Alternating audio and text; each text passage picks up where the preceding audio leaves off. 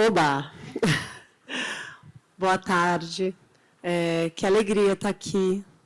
Laura, Cris, Flávio, Dan, Galeria, obrigada por esse convite, para a gente falar do feminino na arte, ao lado da Laura. Eu quero começar, na verdade, lendo uma frase muito bonita que fez parte da nossa conversa prévia, antes desse encontro. A roupa não se opõe ao corpo, é apenas um segundo corpo ou um corpo menor, no mesmo sentido que, no fundo, o corpo orgânico, segundo a antiga teologia platônica, é apenas a primeira roupa da alma. Essa frase é do Emanuele Coccia, que é um filósofo italiano que eu gosto muito e que, conversando com a Laura, né, a gente tem muito em comum. Eu acho que essa frase ela resume as nossas pesquisas, né, um traço das nossas pesquisas, que é esse amor pelo corpo feminino e pelo corpo orgânico feminino, mas também pela roupa de uma forma como um corpo secundário de uma pesquisa sociológica que tem a ver com a mulher, né, com a nossa expressão na sociedade. E a Laura é uma artista nascida em Sorocaba, artista paulista, mestra em arte, texto e moda pela Universidade de São Paulo, e que pesquisa a construção dos estereótipos femininos através da pintura, né, e mostrando essa reverberação sociológica que a gente tem quando a gente se expressa através da roupa. Então, Laura, obrigada, que bom estar aqui com você. Eu que agradeço, Ana Carolina, o convite da Dan, né, de estar aqui representando, né, essa galeria e também o meu trabalho e estar aqui com você, compartilhando esse momento em que a gente pode fazer essa troca, né, e reafirmar esse feminino na arte, que às vezes acaba sendo assim meio que deixado de lado na história da arte e no contemporâneo, cada vez mais, ele está sendo trazido à superfície e a gente vai poder conversar sobre isso agora. Que bom. Eu fiquei super feliz com as obras que vão passar aqui, então vocês vão poder ter uma ideia um pouco mais aprofundada da obra da Laura. E eu queria começar falando um pouco sobre... As pinturas da Laura, elas trazem muito um autorretrato, né? Eu acho que nada melhor do que o que a gente é, de fato, para fazer parte da nossa pesquisa e da nossa obra, né? Então, e eu gosto muito do humor que a Laura traz em muitas das suas pinturas. Então, eu queria que você começasse falando um pouquinho sobre como trazer a sua própria figura, né, dessa forma revisitada que você traz e como o humor fez parte para você construir ela de uma forma delicada, menos, talvez, imbativa, mas nem por isso menos forte. Primeiramente, assim, o autorretrato dentro da história, ele tem assim um objetivo, teve lá atrás um objetivo de confirmação de existência pelo artista. Então, quando eu trago o autorretrato, tem um pouquinho dessa confirmação de existência dentro de um processo pictórico, analógico, num mundo que está hoje totalmente digital. E aí eu trago também, né, dentro de um sentido mais contemporâneo, o uso do autorretrato como uma possibilidade de me colocar na cena como qualquer integrante do contemporâneo, né? Então, eu participo, me coloco na cena, me integro a essa cena como uma pessoa que está participando desse mundo que está aqui. Não é recente isso, né? Acho que Cindy Sherman, né, acabou sendo uma das artistas que utiliza do autorretrato de várias maneiras. Eu uso na pintura. Eu busco também, através dessa estratégia do uso do autorretrato, utilizar desafios pictóricos que já foram utilizados na pintura por artistas antes de mim, e eu vou fazendo uma busca por artistas mulheres que utilizaram, né, essas estratégias. Então, por exemplo, na primeira série que a gente assim apresenta aqui, que é uma série que começou na pandemia, e eu comecei a perceber esses reflexos dos objetos, né, dos banheiros, e então eu me refletia nos objetos, os objetos se refletiam em mim. Aí entro dentro daquilo que você falou do Kotia, né, essa relação entre o corpo e o objeto e o medial, né, que torna ali aquela vida sensível, né, e aproximada com o objeto e fazendo com que esse objeto se torne afetivo dentro daquela relação. Eu fui me colocando na cena dentro dos espelhamentos dos objetos ordinários do banheiro, numa situação de compartilhamento de imagens num ambiente privado, né? Então, no confinamento, a gente ficou, né, dentro da casa, dentro dos cenários domésticos, e o local de maior privacidade era ali os banheiros, né? E, portanto, me ver ali e me usar nesse autorretrato era um momento em que eu questionava essa relação em que a gente passou a compartilhar imagens privadas nos espaços públicos que eram os equipamentos digitais. Então, é isso. É muito interessante pensar nesses reflexos a partir de utensílios como no banheiro, chuveiro, até porque eu acho que a mulher ainda às vezes é um pouco reduzida a esse espaço, né, da casa, do cuidado à casa. Então, essa brincadeira irônica, né, com essa pontinha irônica de você se refletir nesses lugares, né, traz talvez essa pitada de humor, de questionamento, de levantamento. Isso. Então, e nesse desdobramento que você fala sobre a casa, eu passei a perceber os vestíveis da casa, né? Quais eram aqueles objetos ordinários que tinham capacidade de se tornar vestuários, né?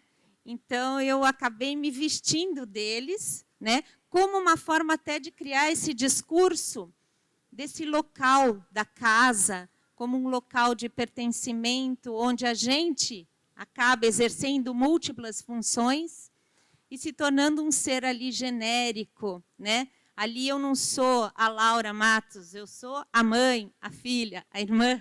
E aí eu me misturo com aqueles objetos, né? E, de novo, trago esse objeto nas questões da afetividade, da aproximação, né? Desse sensível que me iguala a esses objetos. Isso é muito legal.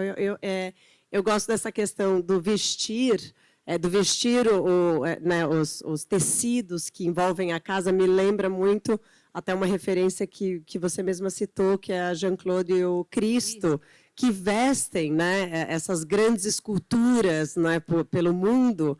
Então, essa brincadeira do vela e revela, né, de ocultar algumas partes da pintura e mostrar outras. Como é que essas referências... Acho que outra boa referência, talvez, né, da história da arte é o Magritte, que você traz também, né, tapando o rosto com objetos da casa, assim como ele tapou com a maçã. Então, colocando, na verdade, o nosso rosto, a nossa identidade maior. Então, você tapa o rosto e coloca a identidade visual da mulher despida, de uma certa forma.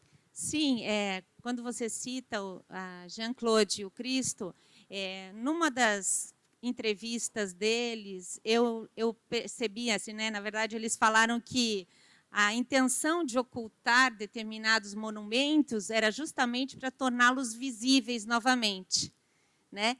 Então, uma dessas estratégias de ocultar, né, aquele ser que está ali genérico, numa função diária, cotidiana e repetitiva, era, às vezes, até assim, uma das questões de tornar visível dentro daquele ambiente, depois das tarefas repetitivas e cotidianas que te colocam nessa cena, né? E o Magritte também tem esta relação. Eu estou sempre buscando, dentro da minha pesquisa, essa orientação que vem dos desafios pictóricos ao longo da história da pintura, para trazer para os meus trabalhos como uma forma de questionar o que foi que aquilo interessava a eles e como é que eu posso trazer esses questionamentos para o contemporâneo dentro da perspectiva do feminino, né? Eu não posso mudar a minha perspectiva dentro desse corpo que eu ocupo, né? Então, eu trago, logicamente, essas pinturas com essas referências pictóricas, mas trazendo para essas pinturas uma perspectiva de gênero, um olhar sobre aquilo que é comum dentro dos nossos cotidianos, né? Essa questão que você trouxe, que tem menos a ver com o feminino, mas você conseguir colocar em evidência aquilo que a gente cobre, até fazendo uma relação com a Bienal de São Paulo, uma das polêmicas que houve foi cobrir os vãos da Bienal, né? E muitas pessoas falaram, mas isso é ruim, né? Porque, afinal de contas, os vãos são o grande ponto da Bienal, né, do Oscar Niemeyer, mas, na verdade, isso também é uma forma é uma ode ao Oscar Niemeyer, é como colocar de uma forma mais forte aquelas curvas, é mostrar mais ainda a arquitetura. Então, quando você cobre parte do corpo da mulher, também é uma forma de colocá-la muito mais em evidência. Criar uma possibilidade de curiosidade sobre aquilo que já se tornou invisível pelo cotidiano, né? Então, quando a gente tem ações repetitivas, né, e todo dia eu passo na frente dos mesmos lugares, aquilo deixa de existir porque eu já estou com um conhecimento prévio de que aquilo existe, então eu não olho mais para aquilo, né? E quando eu trago esse feminino, né, nessas condições que são assim, até você falou assim, tem um humor, eu brinco com essas situações. Não é uma situação em que eu tenho uma autora que eu gosto muito, que é a Isabelle Anchieta, que ela fala que, durante toda a pesquisa sobre a construção da imagem da mulher moderna, a mulher, nos momentos mais complicados socialmente, ela sempre dava um jeito de se manifestar, de se posicionar e de ocupar os seus lugares. Então, quando eu trago essas mulheres, né, há um certo humor, né, de que ela está naquele ambiente, mas ela está se divertindo, né, naquela condição, sem pensar naquilo como um problema que ela não consegue resolver. Nós conseguimos, né, de alguma maneira mesmo, nas condições mais inóspitas. Nós somos incríveis, né? As mulheres são, de fato, incríveis. Dito isso, tem uma questão interessante, viu, homens? Podem. É legal você pensar que dentro da casa também, mesmo homens e mulheres, eu acho que tem uma horizontalidade, se a gente pensar que dentro de casa somos pais, mães, filhos e filhas, como você comentou. Fora você é a Laura Matos, eu sou a Ana Carolina, e a gente exerce a nossa profissão de uma outra forma. Então, eu acho que colocar esses retratos e mostrar a casa, né, como esse reduto, ela busca certa horizontalidade, que eu acho que é uma busca de todos nós. Então, e aí, quando eu desdobro essa pesquisa, né, e que eu vou colocar esse corpo num local externo, eu parto para a construção dos meus roupeiros, né, que são esses locais onde a gente deixa de ser genérico, né, pai, mãe, e eu assumo uma personalidade externa em que eu posso escolher qual é essa condição que me interessa fora da minha casa. Então, eu escolho esses roupeiros, né, que têm algum significado, né, para dar essa individualidade que você falou, fora de um ambiente onde a gente está horizontalizado, porque ali é uma questão em que eu posso assumir, dentro do discurso do Cotcha, né, a relação entre o corpo primário e o corpo secundário, que é a roupa.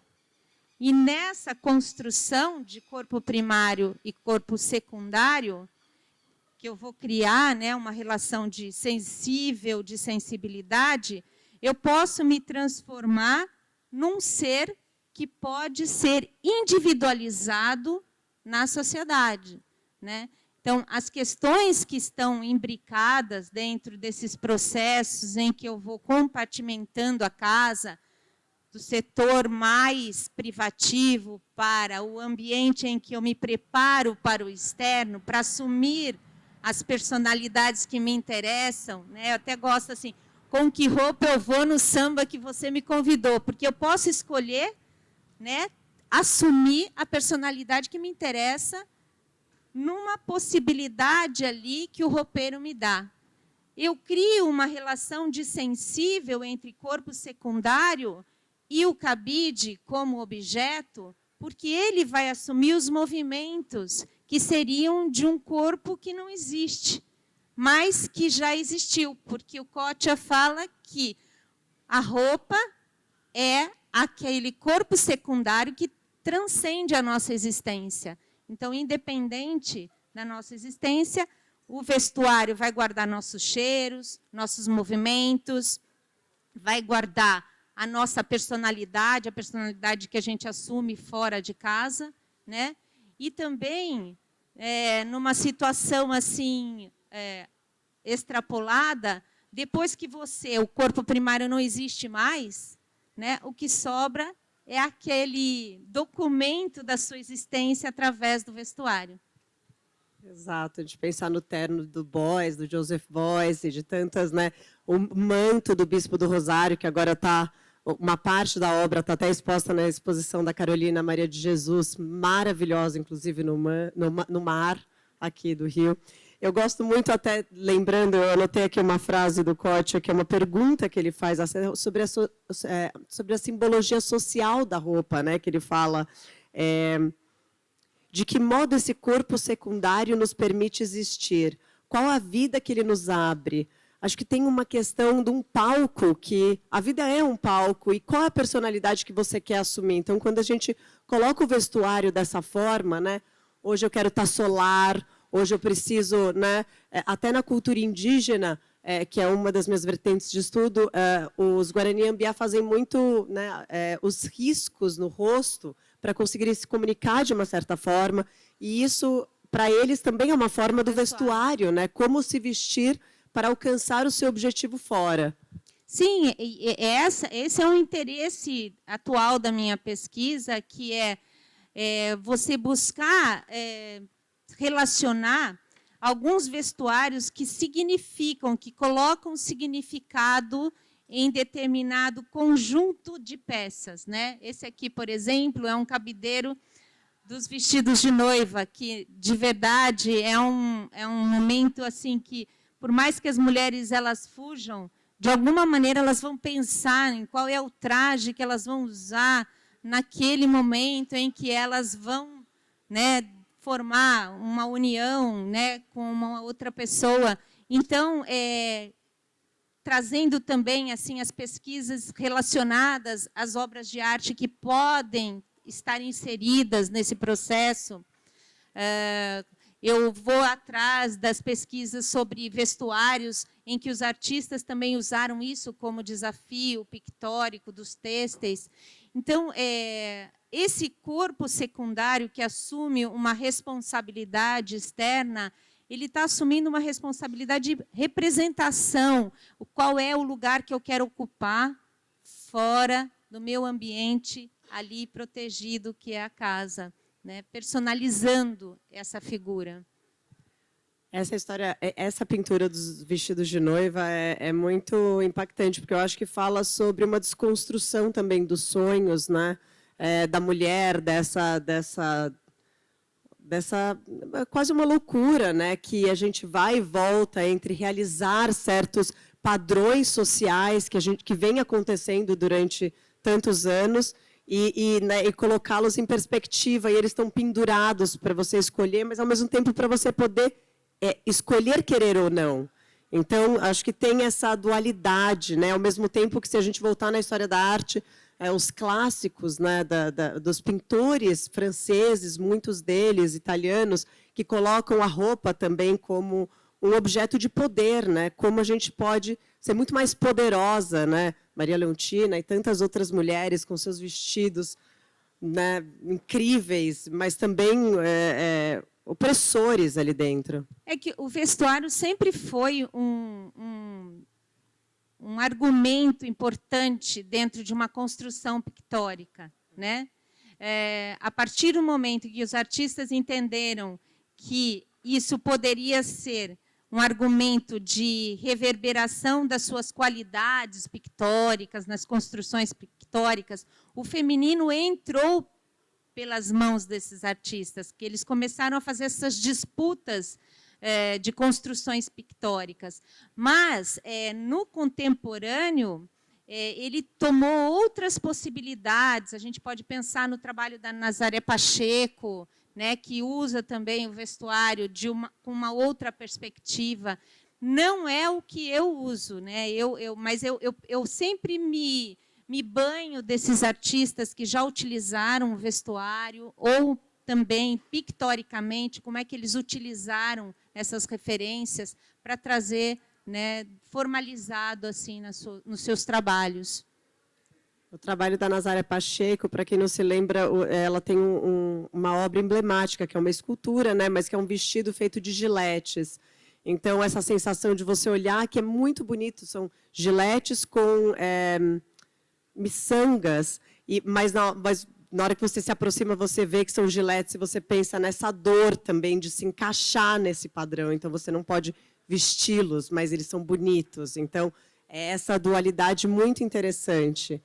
Né? Outro ponto que eu adoraria falar é a questão pictórica, porque até um colega viu rapidamente seu trabalho e falou, nossa, parece uma foto. Eu falei, não, longe disso, não é hiperrealismo. Ele tem uma materialidade muito importante, mas também ele é figurativo, ele traz de volta a figura, que eu acho que é um movimento da arte contemporânea muito forte da atualidade. Eu tenho visto isso dentro dos pintores jovens, uma necessidade super assim, importante em representar o figurativo, e isso tem muita relação com uma necessidade também da figura humana, né, se tornar mais evidente, mais importante nesse momento em que a gente está tão tecnológico, né? Onde todas as imagens são fluidas e digitais e fáceis de serem descartadas, e que você acaba não fixando na memória nenhuma dessas imagens. A pintura, nesse aspecto, né, ela vem justamente na minha concepção, né, a pintura figurativa. Até você me perguntou durante a nossa conversa, você faz instalações, né? Você usa têxteis como processo criativo, e eu falei, não, eu sou pintora porque eu entendo que a pintura é uma dama ciumenta, exclusivista, e que ela não aceita que você a divida com ninguém para que o seu processo pictórico evolua, porque senão ela te abandona, ela não tem a menor consideração com todo o seu esforço. Então, quando eu trago essa pintura figurativa hoje, eu penso nesse ser que se reconhece numa tela parada, analógica, em que ele precisa parar e olhar mesmo, porque é uma questão mesmo de humanização no contemporâneo, né, de uma reumanização, de você se reconhecer não mais como um pixel, né, digitalizado. Nós estamos na era dos rostos, dos faces, dos selfies, mas perceber, até mesmo na fatura da pintura, uma diferença em que o artista, óculo, manual, ele pode exercer um processo de produção da imagem tão importante quanto uma máquina, né? Então, eu vejo isso hoje como um processo de freamento, né, para que a gente se reconheça novamente, para que a gente pare e pense sobre essas questões, né, dessa imagem que precisa de tempo para ser observada. Ela não é rápida, assim, ela precisa de um tempo. É bonito a gente falar do tempo, num momento do mundo em que a gente tem tão pouco tempo e a gente é tão ocupado pelas telas, né, de uma certa forma. E, ao mesmo tempo, pensar que a tecnologia, a gente relaciona ela, a palavra tecnologia, com o futuro, né, com com tela mesmo, com como... E, na verdade, a pintura ela tem muita tecnologia. Então, a gente levar a tecnologia para a produção da tinta que a gente está usando, a maneira com que você coloca isso também é tecnologia. Né? E isso foi uma questão discutida muito também na Bienal de São Paulo, de que os povos originários e outras artistas, mulheres, não tinham tecnologia. Como assim? Isso também é tecnologia, né? E eu acho que você conseguir olhar e parar o tempo, ter o tempo de observação de uma pintura é muito rico e muito importante. E voltando ali um pouco para a materialidade, e até para uma questão que você levantou, a gente vê muitos artistas também foram entre moda e arte, no sentido de construir, né? O Klimt e outros grandes artistas da história fizeram roupas, né? E depois iam para a pintura e faziam esse translado. E eu acho que a escolha das texturas que você faz na sua pintura são muito preciosas, os tecidos que você quer retratar. Então, retratar uma seda, é todo um brilho e um estudo material que você traz na pintura a óleo. Sim, porque eu acho que, para quem é pintor, vai reconhecer o que eu estou falando. O pintor gosta de pintar coisas e ele vai ter um olhar pictórico sobre o mundo que o rodeia. Ele vai olhar esse mundo de uma maneira em que um objeto simples e banal, se ele pode ou não ter potencial pictórico, né?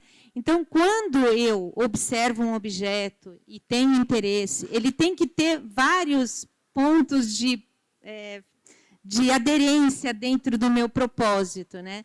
Além de ser um objeto que cria essa relação afetiva, que possa ter uma analogia importante diante de um discurso, ele também, nos tecidos aqui, ele tem que me proporcionar um desafio para que eu faça com que o meu observador tenha interesse em ver que tipo de movimento é esse que eu estou dando para a pintura, né?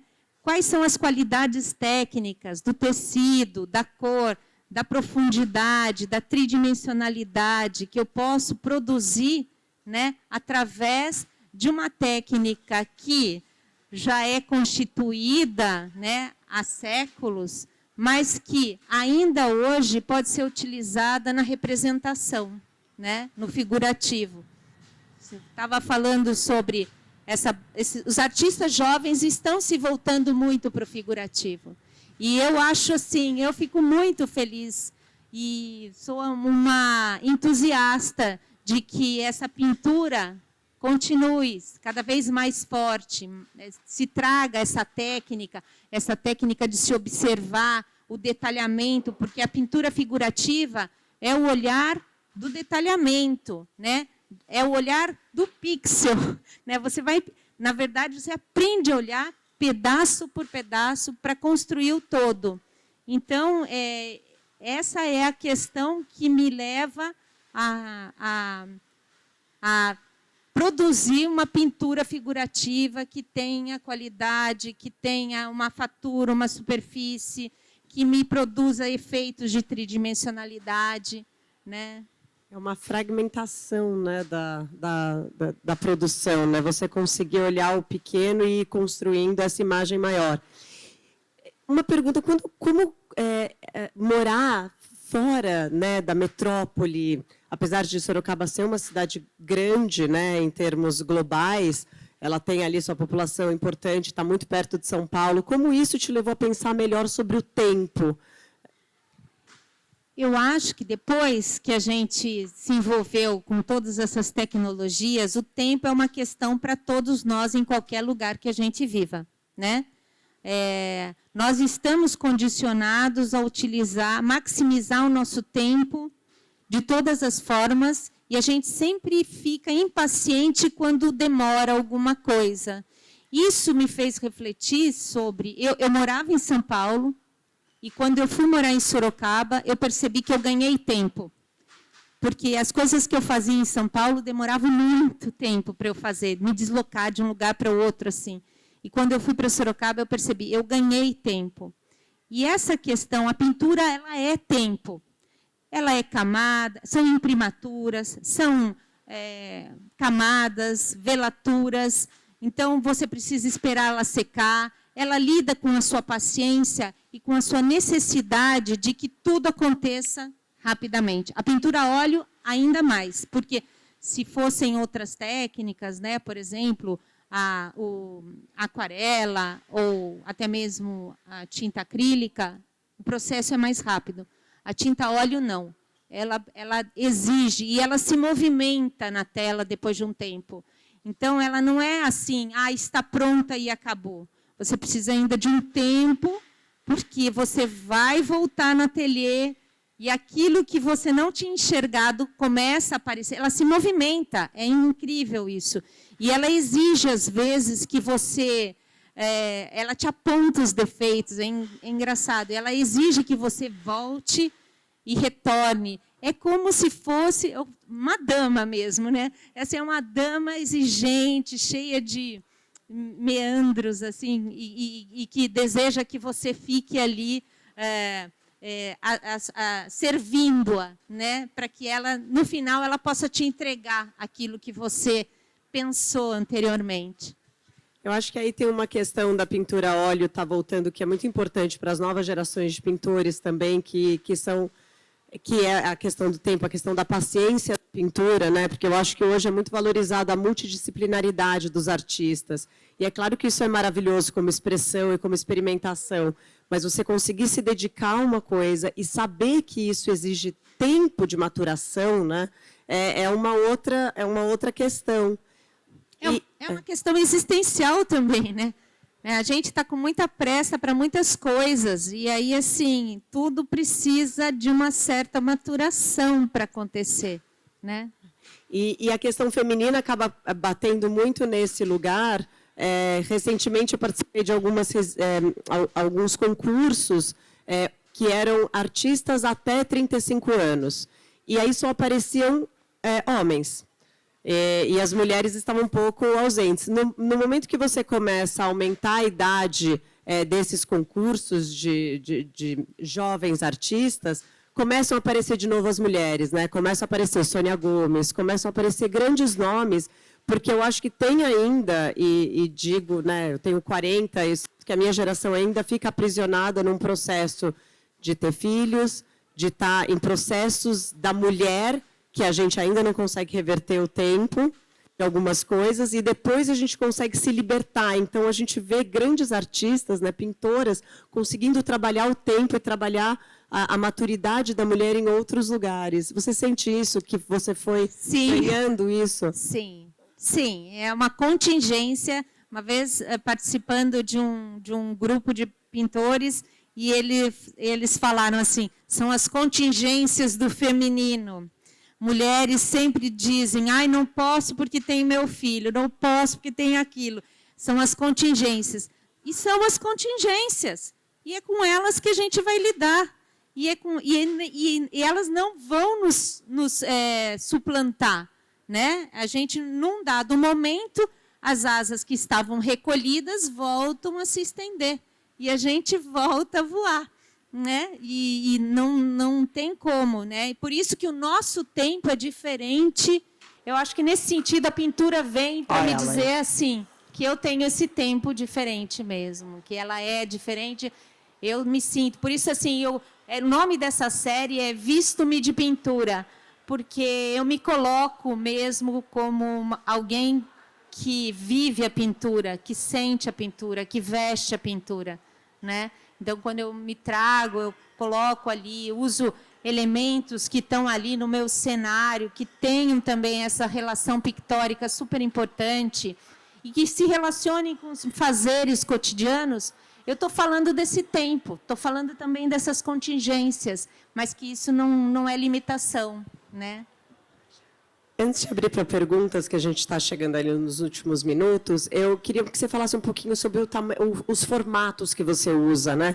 Eu acho que tem muitos artistas que trabalham com formatos grandes, com a questão do gestual, mas eu acho que a sua pintura, pelo nível de detalhamento que ela exige, ela tem maiores, mas você trabalha muito em formatos menores também. Eu trabalho de 9 centímetros a 1 metro, porque nesses que estão aqui, que eram pequenas joias, né? São joias da construção do feminino, que eu percebi assim, né? A menina nasce, tem o brinquinho, tem a pulseirinha, então assim, é uma construção que vai sendo feita desde o nascimento. Então, eu faço como se fossem pequenos porta-joias, né? Em que eu coloco em redomas pinturinhas de 9 centímetros, desses pertencentes do feminino.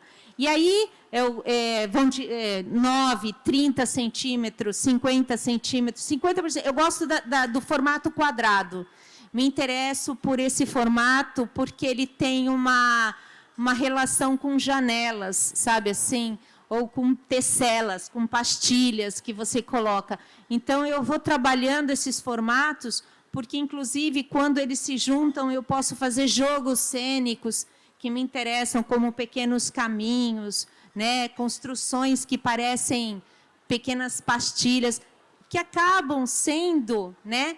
Elementos que vêm do doméstico, dessa casa que nos pertence, entendeu? Ou a pastilha, ou a janela, né? Então, eu gosto. E vão de 9 centímetros a 1 metro. Eu convido vocês até a ver no estande da Dan, tem não é um tríptico, mas são 3 pinturas, elas estão nessa redoma de acrílico, né? Então, foi muito bem pensada essa questão de como colocá-las, né? Claro, tem a pintura e a moldura, né? A importância de você trabalhar esses outros elementos que compõem a pintura. Me interessa, essa redoma que eu coloco, é que eu também gosto que, em algum momento, o observador o seu reflexo apareça na tela. E então, ele passe a ser coparticipante do trabalho. Isso é muito legal. Então, é uma figura dentro da figura, uma imagem dentro da imagem. Nas maiores, isso ainda não é possível. Eu ainda estou... Mas, assim, até 50 centímetros, 50 por 50, eu gosto de colocar essa redoma, mesmo porque a pintura está numa redoma protegida, né? E o observador participa, ele é co-participante do trabalho, né? Ele se integra ali ao trabalho. Você vê você refletida no utensílio doméstico e nós refletidas no acrílico que está protegendo a pintura da gente. É muito, né, é muito interessante. Eu vou abrir para perguntas, não sei se a gente tem alguma pergunta, mas acho que já me deram o sinal do obrigada, então eu vou ter que encerrar essa conversa. Laura, muito obrigada pela presença de vocês. Obrigada, Cris, Laura. Muito obrigada. Eu fico muito feliz de ter participado, né, dessa ação aqui do Arte Rio. Me sinto honrada de estar do seu lado, porque eu já falei que o seu trabalho complementa, de alguma maneira, aquilo que eu penso sobre esse processo de delicadeza, né, na abordagem da arte. Então, assim, eu fiquei muito feliz de estar aqui com você. Que bom, olha as mulheres aqui. Obrigada, gente.